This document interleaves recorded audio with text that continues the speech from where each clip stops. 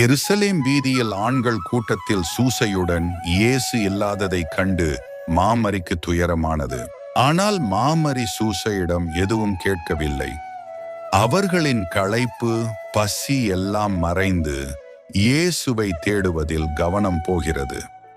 அனைவரிடமும் விசாரிக்கின்றார்கள். தானியேலின் தீர்க்க தரிசனத்தின்படி மெசியா பிறந்திருக்க வேண்டும். இல்லை, அவர் சமாதான அரசர் என தானியேல் சொல்வது, எனில் நாம் அடிமைகளாக உள்ளோமே.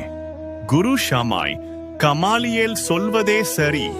அனைவரின் கவனமும் இயேசுவின் மீது வருகிறது. இவ்வளவு தைரியமாக பேசும் நீயா?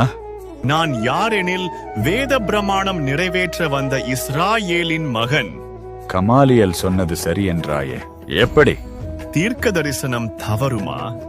நாட்டில் சமாதானம் இல்லையெனில் அதிகாரம் செய்யும் செசாவரசன் குடிக்கணக்கு எடுக்கும் அளவிற்கு சமாதானம் இருந்ததே. அமைதி இல்லையெனில் இது முடியுமா? ஞானிகள் வந்ததும் நட்சத்திரம் பெத்லகேமில் நின்றதும் நினைவில்லையா? தாவீது பெத்லகேமில் உள்ளவர் அல்லவா?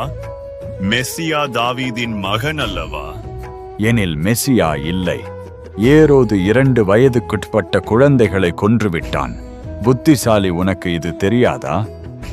குருவே, ராக்கேலின் அழுகை ஓசான்னாவாக மாறியது.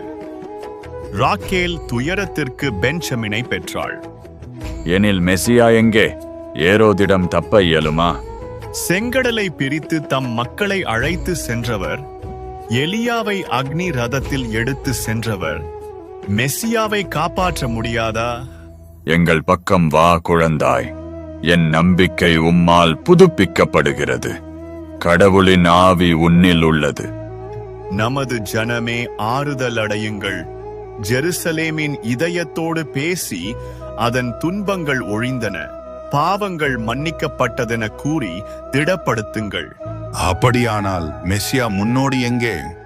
அறிவு உண்மையை எதிர்க்க தீர்க்கமாய் இருந்தால் ஆன்மாவில் ஒளி ஏது? விசுவாசம் கொள்ளுங்கள், முன்னோடி இருக்கின்றார்.